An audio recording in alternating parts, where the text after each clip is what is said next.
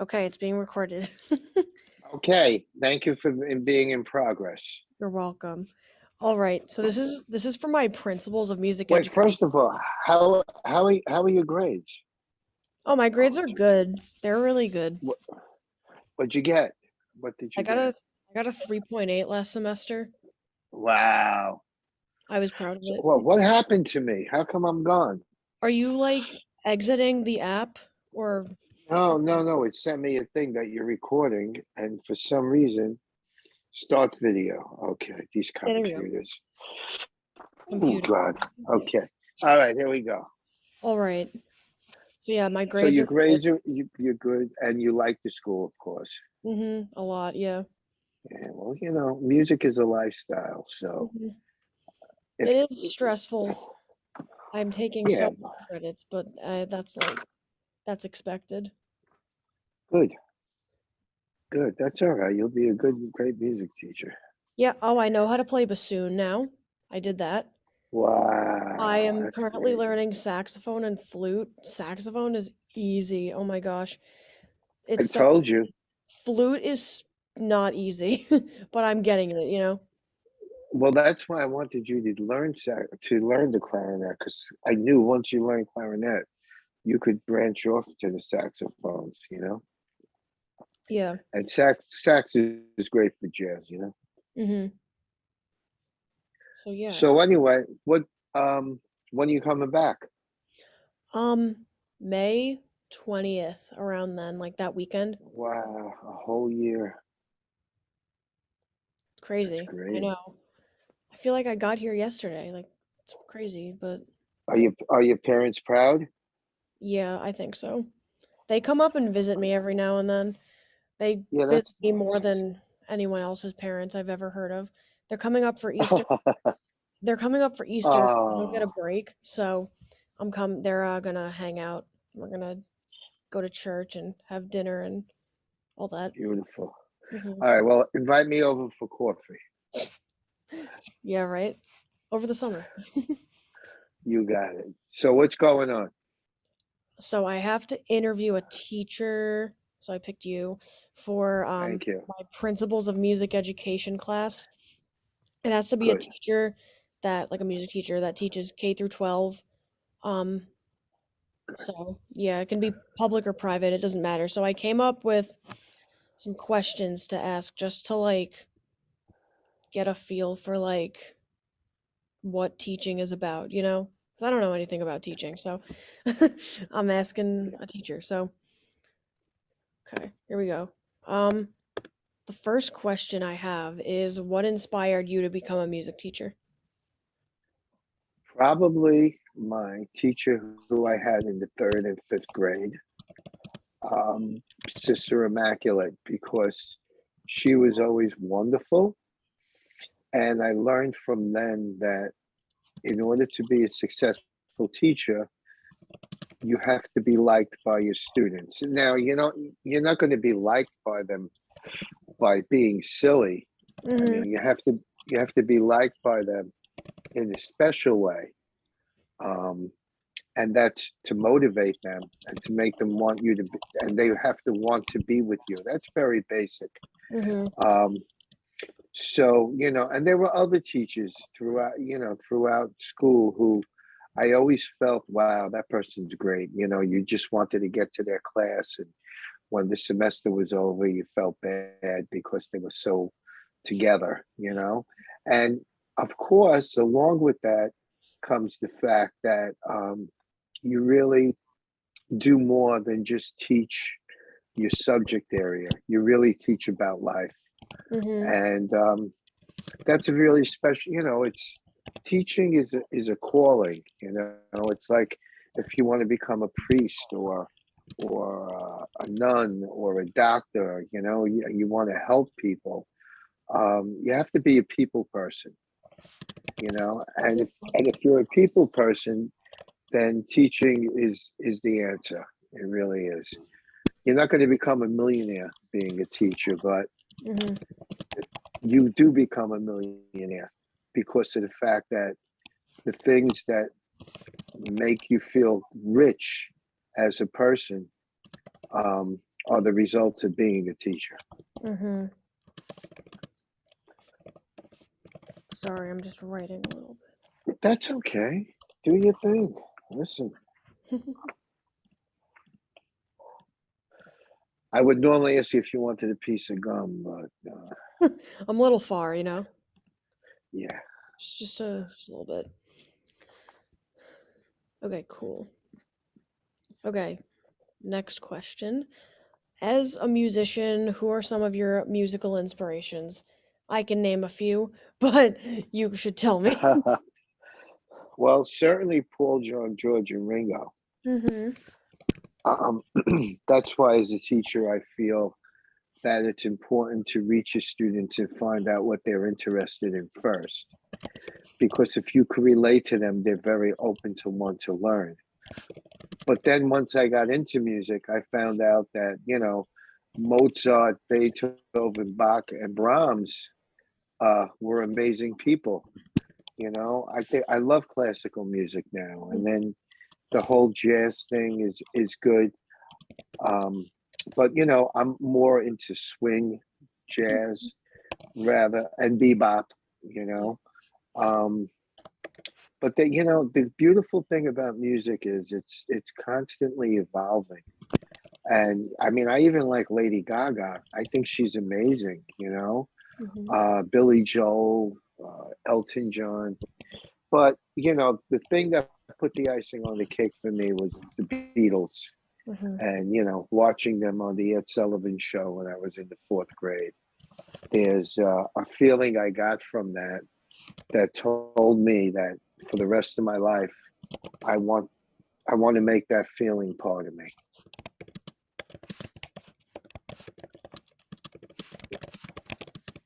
Wow, you're a fast typer. I'm trying. I'm not getting everything, but it's okay. That's Cool. okay. You're recording it, so you could always go back. Mm-hmm. They must love you at this school because I know you're a good student. Mm.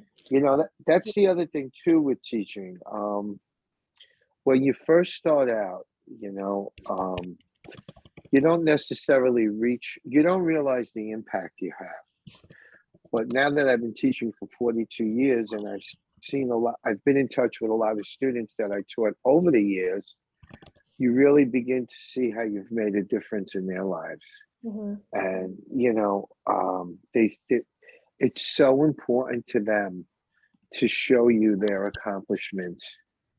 And I think it's such a nice thing to have a relationship with the person who wants to show you all the good things they do in life. I think that's such a special relationship, And the other thing is that with the students, I always find that they take it to the next level and Mm-hmm. they begin to do things that just are amazing, you know. Um, and you get the same feeling from your students that you get when you listen to the Beatles. By the way, I got tickets for Paul McCartney next in June. No way. Wait, at Yeah, where?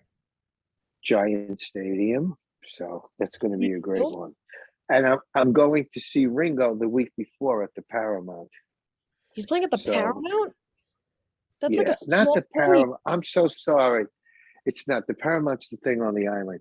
I'm talking about this. It's a small venue in Manhattan. That's all. The Beacon Theater.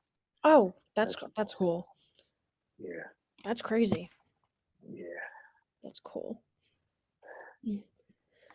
Hmm. Okay. What else do you have? Okay. Did you ever have a point during college where you wanted to give up or change career paths? Yes, and the reason why was because I was always very concerned about being able to get a job in music. Mm-hmm. When I was in an undergraduate school, um, when you're in college, you're always feeling good because you're studying, and when you work hard, you have good experiences. When you get close to graduation and you realize you have to go out in the world, all of a sudden and you can't find a job right away, um, you begin to doubt whether or not you did the right thing. Um, it took a little longer to find a job, probably took 2 years after I graduated, but it didn't stop me. I continued to play with orchestras. And, that's the other thing about teaching music in particular. There are so many places you can go with it because if you're not necessarily teaching at 23, you could play with a band. Hmm. I chose to play with the orchestras at that point, although I worked with a very good band as well. And I went to graduate school, so there was enough for me to do, so that and then there's always little signs you get, whether it's getting a high grade on a music test, or um, finding your first part-time job teaching, adult education and music, or, giving your first music lesson, or working with a really good band. So, life is life. It's never perfect, but I'm convinced that if you believe in what you do, you'll find a way to be successful. Hmm.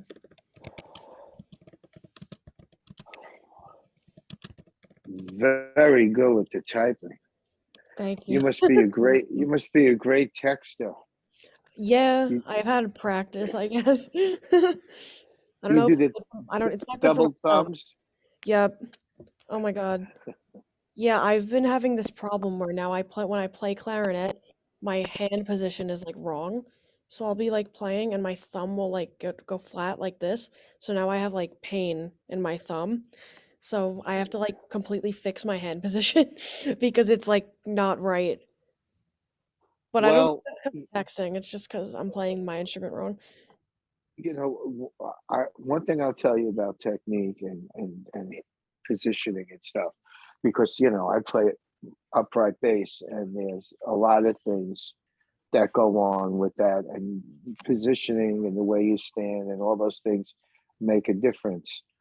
I found that when I took lessons, a lot of people spoke to me about things like that. And even though it doesn't seem like you're getting anywhere with it, over the, you know, over time, you'll see when you come back that, you really understand what you were told. You just have to be patient with that stuff, Yeah. especially if you're trying to fix an old habit, a bad Mhm. habit or something. Oh, definitely. But Yeah. I've learned that this year, definitely. I had to like completely change how I was playing, but it's working out, so it's good, you know?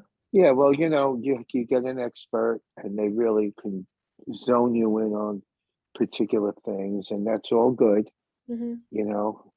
But it's also good, um, when you're teaching somebody, because of the fact that you learn more about the instrument just from the questions that students ask, or how do you attain a particular rhythm, or a dynamic, or vibrato, or double tonguing, or all these things. When a student asks you and you really have to explain it, it forces you to think about it, and to make sure that you're clear, and to also make sure that you're doing it the right way. Hmm. So it usually works out. But, you know, as far as the question about, um, are there ups and downs? Yes, in everything. But, you should never take your focus away from what you want to do. Hmm. Okay, cool. Okay, next question is what was the most difficult part of studying to become a music teacher, and how did you overcome it? Um, well, I guess the most difficult part is the hours of practicing, and really practicing the right way. Hmm. Sometimes, many times practicing is not glamorous. You may have to do a particular exercise to get yourself to, get it going. And you have to problem solve as you're going along to figure out how to play a particular melody. Um, but, I really have to say that, and I think the worst thing is when you're very motivated about learning about something and you're disappointed with the professor or the teacher that are teaching it. Hmm. That's kind of tough. Sometimes you really, you want to do something and you want to do it well, and your teacher may not necessarily be on the same page. We'll just leave it at that. Hmm. You know, but perseverance is very important in music.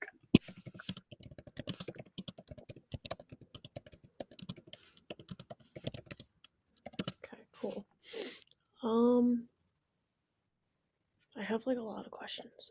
Sorry in advance. um, what traits do you think make a successful teacher? Um, they have to be charismatic. Uh, they have to be professional. They have to know their subject area and they have to be prepared. Hmm. But I really think the most important thing is they have to care and they have to be able to relate to you. And they should never make you feel that you can't accomplish something if you set your mind to it.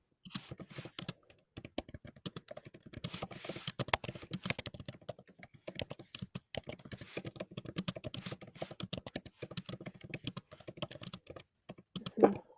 Okay, awesome. Your teacher has to make you feel like they're with you every step of the way.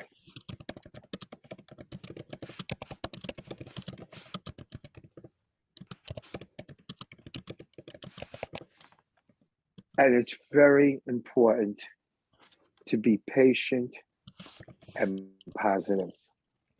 Patience and positivity Hmm. are two very important things. Hmm, definitely. Okay, What cool. else? How do you choose the repertoire that your band classes perform? Well, the repertoire has to be a learning experience. Hmm. So I really feel that it's important, first of all, to make sure that the stuff that you're teaching, and it changes depending on if you're teaching fifth grade versus 10th grade. It has to be stuff that reflects all the new stuff that you taught them. Hmm. Yeah, I'd never even thought of that. That's crazy. And the other thing is, I try to find music. You have to spend a lot of time researching music Hmm. because there's a lot of garbage out there. And you really want the student to learn and be motivated with what they're learning. Hmm. Um, and then, of course, you want to do a popular piece, you want to do something more traditional, uh, you want to do something that features, each of the instruments in the class so that each student gets their chance to shine.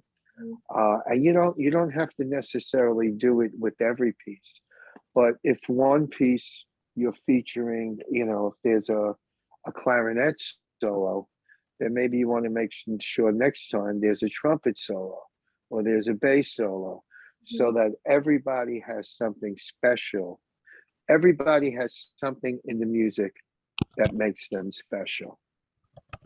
Mhm. And I think it's very important to, a lot of the kids that study music who stay with music are very interested in popular music as well. And I really think it's important to be able to relate to what they're interested in. Mhm. Um, I think New York State has a problem with that. Yeah. They don't do it enough. They don't change quick enough. Mhm. But it's even with NISMA, that they still have a NISMA manual that's, a binder. Yeah. Could you imagine in this day and age? So, Right. Hold on. Give me one it's, sec. I got my earbuds. sure, sure, sure, sure, sure. I'm so sorry.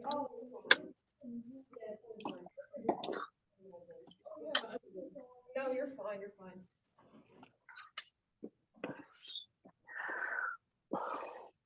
So it must be cool to have all these roommates that are fellow musicians, right? Oh, nice to meet you. Nice to meet you. I think you met my roommate the other day, Emily. Oh yeah. Yeah. Yeah, we live like right there. Oh my gosh. Yeah. Nice to formally meet you. Yeah, you too. Everybody sounds very nice there. Yeah, it's a good time here. Oh yeah. Oh, college is the best. Sometimes. Oh my God. Oh my God. Huh? Yeah, just at the school in general. Uh, Yeah. the school's good though, right? Yeah, it's good. The weather is like disgusting here, but like whatever. I just got to deal with that, I guess. Well, look, you're one quarter through. You know, Can you hear me? yes, school is like a pizza. College and high school is like a pizza pie. Mm-hmm. It's eight slices, and each semester is a slice. So you already ate a quarter of the pie. Mm-hmm. That's Uh, you crazy to know, think about. yeah, you got three quarters left. Mm-hmm. It's all good. But the crazy, crazy time is coming up now Yeah, definitely. because it's the end of the year. All Mm-hmm. right, what else you have? All right. In your first years of teaching, did you ever encounter something that you weren't prepared for? Uh, I would say not so much with subject matter, you know, just discipline sometimes could be challenging, Mm-hmm. you know, and, you really have to make sure that's why it's really important to be professional. It's better to be stricter in the beginning. You could always lighten up. Um, but, behavior is always a challenge. Um, the other thing that, especially with music, you want to make sometimes schools don't make music a priority. And, it's really important to make sure you make it a priority. So, volunteering your ensembles to play at different functions, whether they're community functions or concerts or stuff like that, what it does is, it makes music significant. But again, the biggest thing I encountered when I first started was the fact that my school was an all boys school. Mm, okay. And it was, there were a lot of sports involved and things like that. So it was over, getting kids to get involved with the arts rather Hmm. than, softball and football and all of that stuff. Gotcha. Was that in Brooklyn? Yes, I only, I was, when I started in my school, that's the only school. I never left. Oh, Bishop Loughlin? Yes. That was an all boys school? Oh, I think you told me that. Okay. Yeah. Gotcha. Yeah, Okay. and you know, when I started, I only had about 20 kids in the program. Now we have 300 in the program, Mm-hmm. and we have all kinds of dance and stuff like that. But Mm-hmm. yeah, you know, it's every day is a challenge. Yeah, that's cool though. Okay, next question. How do you motivate students that don't want to learn? Um, that's a very good question. Mm-hmm. You don't give up on them, and you try to find something positive, no matter what it is. Try to find a way to compliment them and to reach them. Mm-hmm. And the other thing is, you can't ever take it personal when they act out, Yeah. because usually when that happens, it's it's because of the fact that there's other stuff going on that you really have no control over. Mm-hmm. You know, so you can't get nuts over it. You just have to understand that they're children and Yeah. they're learning and they make mistakes.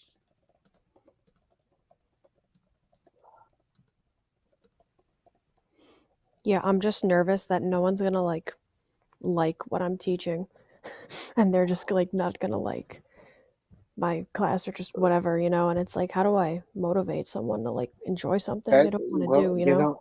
know, that's why you have to make sure they like you to a certain extent. Because if they like you, then they'll listen to you. It's all about attitude. Mm-hmm. You know, also you have to go in with an expectation that you respect them and you care about them Mm-hmm. and you have something to show them that they're going to be that's going to make them a better person. You know, when you teach a general music class, it's a little more challenging. But when you teach the band classes, you really have a lot of kids in there that want to be with you anyway. You know, Mm-hmm. and again, you have to be prepared. Yeah. If you're prepared and you know what you're doing, it's easy to get through the other stuff. Mm-hmm. And you will be prepared. Mm-hmm. So you've been preparing your whole life. Yeah, definitely. Okay. How did you change your mindset of being like having like a student mindset to becoming like a teacher sort of mindset? Um, I think it comes with the observing other teachers, Mm-hmm. observing other classes, and student teaching. It's like practicing the same way you practice your instrument. You have to practice teaching. Also, it's good in the beginning to work with stuff that you're familiar with.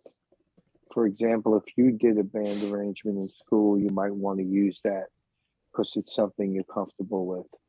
Mm-hmm. Um, Also, it's the way you approach it, even with the motivating.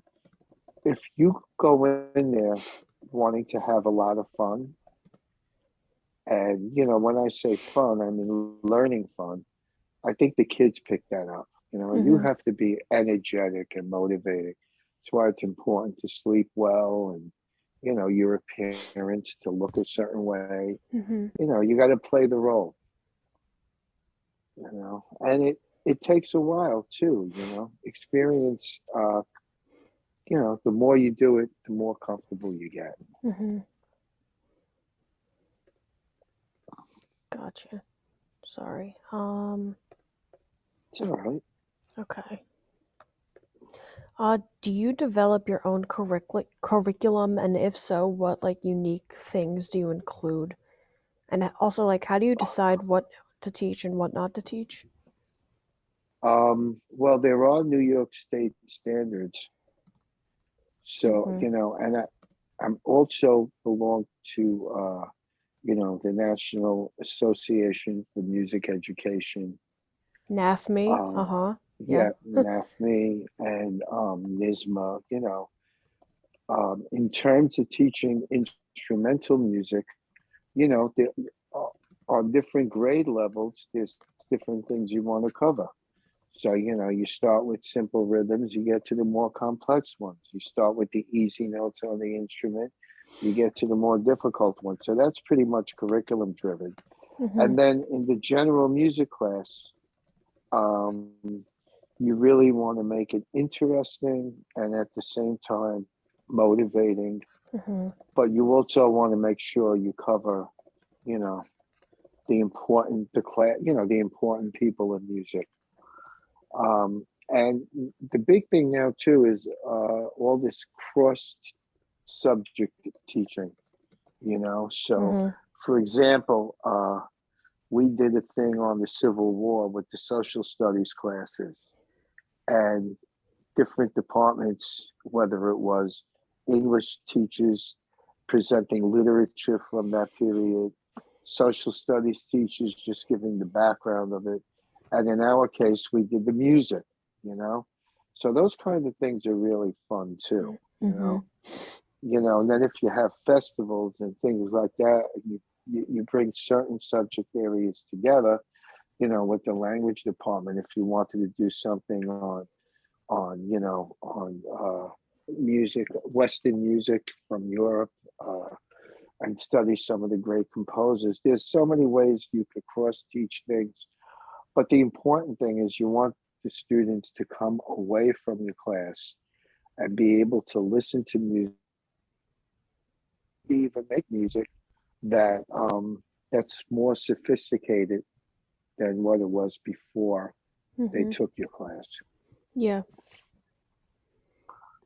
Okay, You only a know, few more left. good, good, um, good. how do you teach an instrument successfully that you're not like really confident or proficient in? Um, well, I've done that my whole life. Mhm. Part of what I've done over the years is, first of all, I was in a marching band, so I learned how to, all of that. And as a string player, um, I studied bass. That was my main thing, but then I played with orchestras. And I think it's important for students to listen to the sound of people who are more proficient at what they do. Um, but at the same time, like where I teach, we bring in private teachers and we get funding for it on all the Mm. instruments. Um, but the important thing is if people are good, you really want to expose them to a higher level of learning then. And it's important, if you're putting a program together to have people in different people, it's good to have a brass person in the department or someone who's Mhm. more of a percussion person. It's good to bounce ideas off of people, and even to bring people in from other schools who might be able to do something on their instrument, because if somebody's a really good clarinet player, well then maybe that person could come and work on clarinet in my school, and in turn, if I'm a trumpet player, I could go to their school Mhm. and work with their kids a little. So Yeah. it's nice to have that. That's why the festivals are always nice. Mm. If you have, we have a couple of festivals that we organized where different schools come together and they play together. And then what we do is we kind of count on each other and get, we have a lot of communication in the city, especially amongst the private schools, so Mhm. that if we need something from a particular school or we want help with something, we can get it Yeah. from another teacher. Okay, that's really cool. Okay. Um, how do you create your lesson plans and like do you have a process for doing that or do you just wing it? No, no, no. Well, I mean, I I'm teaching now for 46 years, so a lot of what I teach is memorized at this point, and I Okay. just add to it. However, first you have to have a course outline, and in that outline, you have to know what books you're using. Mhm. Um, but there, you got to have software to help with air training and things like that. Um, and you have to have a plan. You have to have um, um, a plan for the year.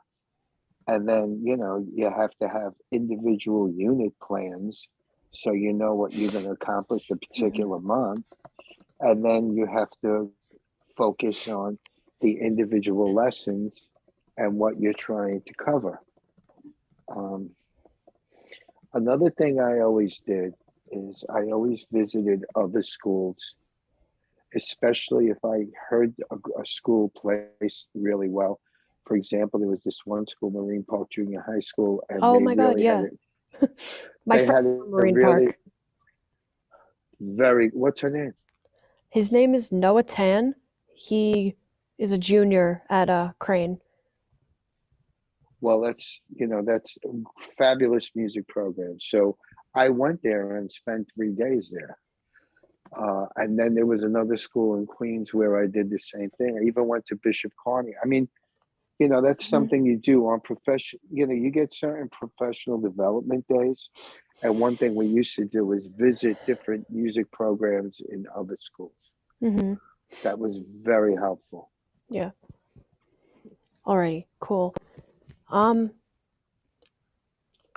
how do you teach students together? Like, say you're teaching a lesson, or just even in a band class, you're teaching all different students together. How do you teach them the same thing, like if they have different like abilities or like learning styles? You rely on well, again, if let's say you have a really good flute player in your Mhm. band, okay?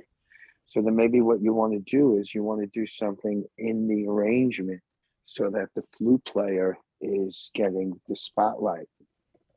Um, the other thing that's good about good musicians is it teaches the other musicians how to play in tune, how to have good rhythm, how to have a good tone on their instruments.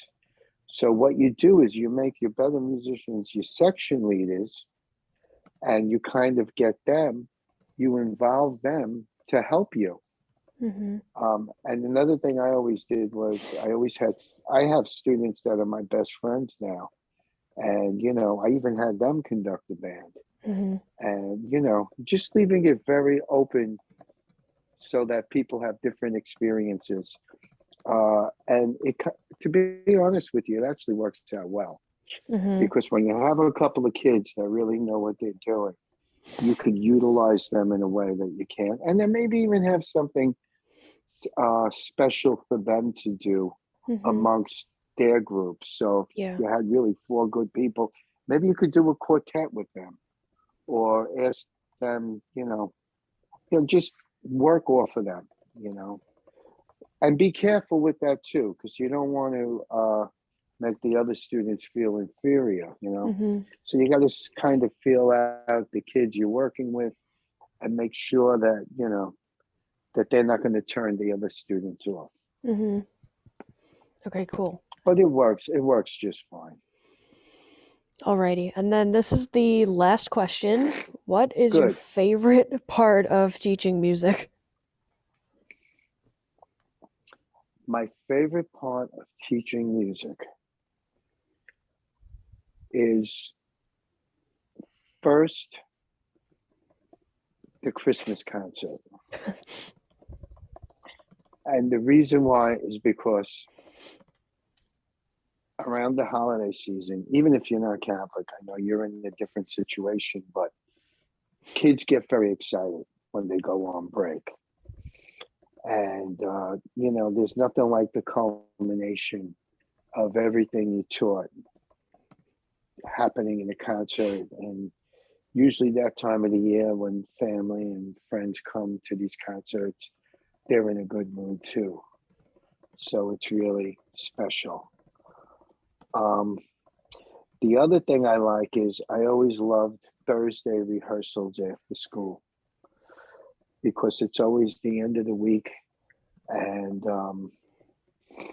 sometimes just being in a rehearsal, you could work with students in a way that you can't necessarily do when you have a 45-minute period Mhm. or even a 35-minute period. You could really work on you know special things if you have a 2 hour block with a break in between. Mm-hmm. And other than that, it's having students like you wanting to do the same thing I did. Mm-hmm. When you have special things, those are like, your children. I was always the musical godfather, and these are all my godchildren. You know Mm-hmm. what I mean? My musical children. Mm-hmm. You know what I'm saying? Yeah. It's a beautiful thing. Mm-hmm. Music. The experience of music never ends. You never get to a point where you say that's it. So, and I guess it's like life in a way, right? Mm-hmm. Life never ends either. It just goes on. And I think music is life. Mm-hmm. Yeah. Yeah. Well said. Yeah. So, when they want me to come up there and write a book, let me know. You should.